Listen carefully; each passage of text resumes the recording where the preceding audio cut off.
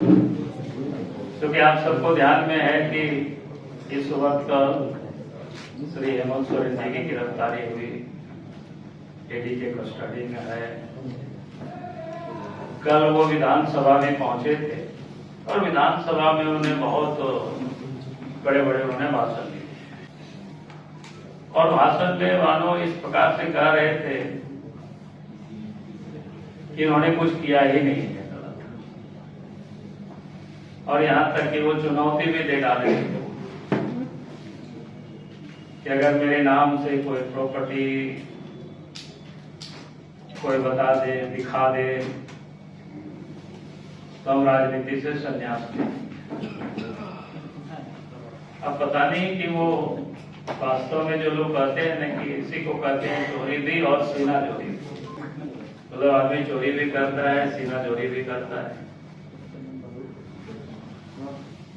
उन्होंने 8.5 एकड़ जमीन के बारे में उन्होंने चर्चा की, तो मैं यहाँ थोड़ा उसके बारे में ही थोड़ी सी बताना चाहता हूँ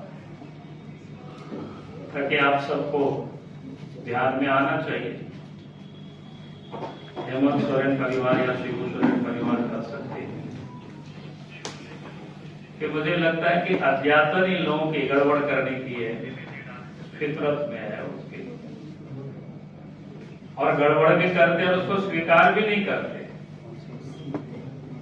और जब पकड़े जाते हैं तो उसको जेल जाना पड़ता है। अतीत की कहानी भी वही है, आप सबको पता है, मैं उसको बार बार नहीं दोहराना चाहता, नहीं तो वो लोग जेल के लोग बड़ा दुखी हो जाते हैं, ये नाम देते हैं।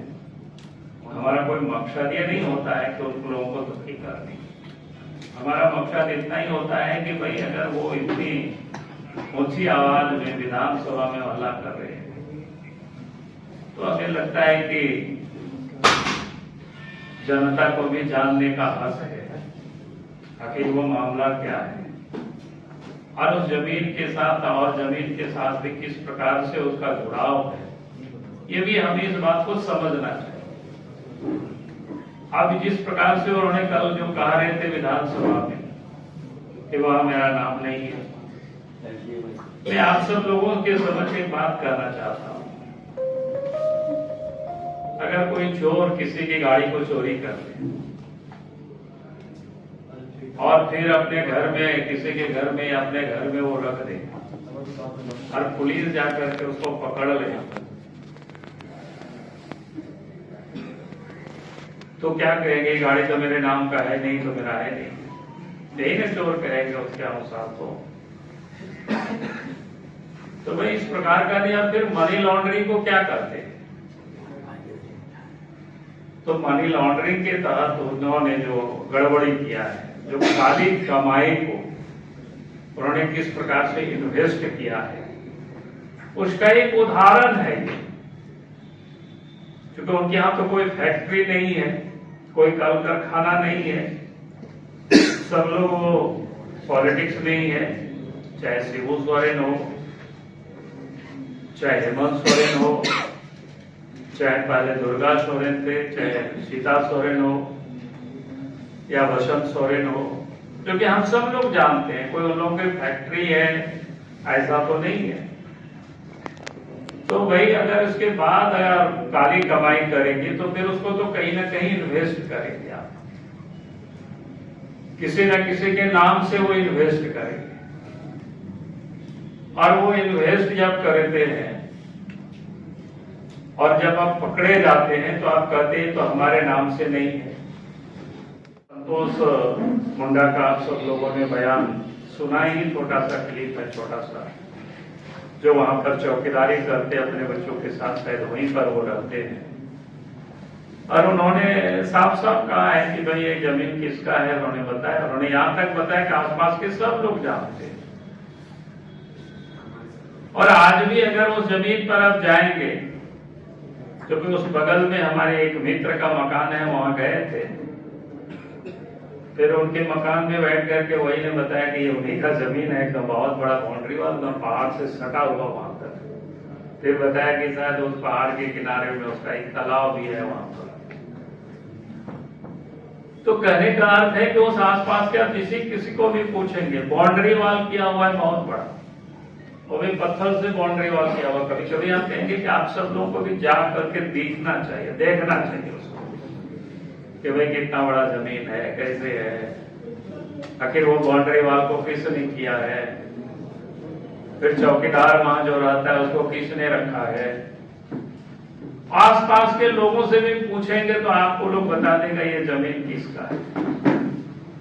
और मैं इसलिए इसको कह रहा हूं कि आप सबको ध्यान में याद मैं दिलाना चाहता हूं, 7 अगस्त को ईडी ने उनको पहला सम्मान दिया था, पहला नोटिस दिया था ईडी ने 7 अगस्त को।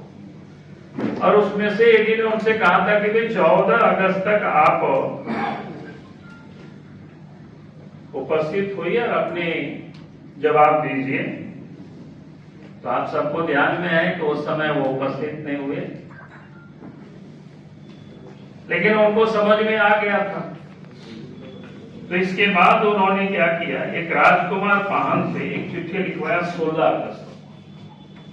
ये ऑन डॉक्यूमेंट्स है, कोई ऐसा नहीं है कि 16 अगस्त एसआर कोर्ट को और ये कहता है कि भाई ये हमारी प्रॉपर्टी है, दूसरे लोगों ने अनाधिकृत रूप से अपने नाम करा लिया है, इसको खारिज करना चाहिए। ये राजकुमार पास और यानी उनको जमीन से ना निकाला जाए, उनको जमीन वापस किया जाए जो दूसरे लोगों ने उसको किया है। तो उन्हें 16 तारीख को, लेकिन अगस्त से लेकर के मामला फिर देख करके ऐसे ही पड़ा रहा। शायद हेमंत सोरेन को बाकी को लगता था कि आगे हम मैनेज कर लेंगे या कुछ कर लेंगे, लेकिन फिर जब ईडी पर नोटिस होने लगा, मामला जब आगे बढ़ा, तो 9 जनवरी को जो एसआर कोर्ट से उसको क्या कहते हैं क्षेत्रीय अधिकारी, लिए हमें लगता है क्षेत्रीय अधिकारी से तात्पर्य अंचल से ही उनको लिखा गया। और फिर उन्होंने सर्किल इंस्पेक्टर को, सीआई को उसी दिन 9 तारीख को ही वहां से चिट्ठी आगे बढ़ा दिया सर्किल इंस्पेक्टर को कि भाई ये जमीन के संदर्भ में आप जांच पड़ताल करके हमें दीजिए ताकि वो निर्णय ले सके। फिर 11/1/2024 को उन्होंने अपनी रिपोर्ट सबमिट कर दिया है और उसमें उन्होंने कहा है कि भाई यह जमीन चारों तरफ से बाउंड्री है, वहां संतोष पाहन और वहां क्या बोलते हैं 5-6 साल से वो अपने परिवार के साथ मैंने वहां इतना बड़ा बाउंड्री वाल है, उस जमीन में जाएगा 8 से 8.5 एकड़ जमीन का बाउंड्री वाल, फिर उसमें से तालाब भी बना हुआ है सब, तो सारे लोग बताएंगे। फिर आप सब लोगों को कहेंगे कि वो जो 17 लोगों के नाम से रजिस्ट्री हो उन लोगों को भी ढूंढना चाहिए, आप लोगों को थोड़ा काम करना चाहिए, आप लोगों का भी ये काम है, हमारा तो है ही काम, हम तो करेंगे ही करेंगे। लेकिन हम कहेंगे कि लोकतंत्र की रक्षा में अगर कोई इस प्रकार से लोग लगे रहते हैं, लूटते हैं, तो हमें लगता है कि इस पर सबको सक्रिय रहना चाहिए, सबको इस पर ध्यान देना चाहिए। और जो मुख्यमंत्री जिस प्रकार से दावा कर रहा है, तो उसकी दावा की सच्चाई क्या है, उस तत्व के तह तक हमें पहुंचना चाहिए। एक तो ये विषय था। और दूसरी बात मैं कहूंगा, अभी जो JCC का जो एग्जाम हुआ और उस एग्जाम में जो पेपर लीक हुआ है, और पेपर लीक होने के बाद जिस प्रकार से पूरे राज्य के 6 लाख से अधिक बच्चे उसमें से शामिल हुए थे, उन बच्चों के भविष्य आधार में लटका हुआ है। अब जहां 35, 40, 50 लाख में जब गोली लग रही थी, ये लड़के लोगों ने सब जगह बताया, तो आक्रोशित लड़कों ने जब जुलूस निकाला तो उन लोगों के ऊपर एफआईआर। भाई सरकार को किसके ऊपर एफआईआर करना चाहिए था? उस एजेंसी के ऊपर एफआईआर करना चाहिए था। सरकार को JCC के चेयरमैन के ऊपर एफआईआर करनी चाहिए और इसके बाद जांच कराते, लेकिन उन लोगों के ऊपर एफआईआर नहीं किया, आज तक नहीं किया। जिस एजेंसी को इसका एग्जाम देने के लिए दिया गया था, उस एग्जाम उस एजेंसी के ऊपर कायदे से, तो उस एजेंसी के ऊपर पहले एफआईआर होती, जेसीसी के जो अध्यक्ष है उसके ऊपर एफआईआर होता और इसके बाद जांच होती, लेकिन वो नहीं किया। एफआईआर किसके ऊपर किया? जो बच्चे ठगे जा रहे हैं, जो बच्चे लूटे जा रहे हैं, उन लोगों के ऊपर एफआईआर किया। और आज वो लड़के बेचारा परेशान है। हमें तो लगता है कि इसकी जांच होगी सीबीआई से, और इस जांच को तो हम करवाएंगे, इसको छोड़ेंगे नहीं। ये जांच होगी तो ये पता लगेगा कि निश्चित रूप से इतना बड़ा जो घपला हो गया उसमें सीएम की जानकारी भी नहीं होगी, ऐसा हो नहीं सकता। आज की सीएम मैं नहीं कह रहा हूं, पूर्व के सीएम में कह रहा हूं। तो निश्चित रूप से लगता है कि हेमंत सोरेन के सारे जानकारी में है, क्या इसमें से उनके महत्वपूर्ण लोग इन्वॉल्व है, तभी इतना बड़ा घटनाएं हो रही है। तो इसलिए मैं फिर से कहूंगा, चंपई सोरेन जी से आप एफआईआर करिए, एजेंसी के ऊपर एफआईआर करिए, जेसीसी के ऊपर एफआईआर करिए, और इसके बाद आप जांच करें। तो मुझे लगता है कि विशेष कुछ नहीं कहना है। हमने इतना ही बात के लिए आप सब लोगों को बुलाया था। फिर जरूरत होगी तो आगे मैं बुला करके आप सब लोगों से मैं बात करूंगा। बहुत बहुत धन्यवाद।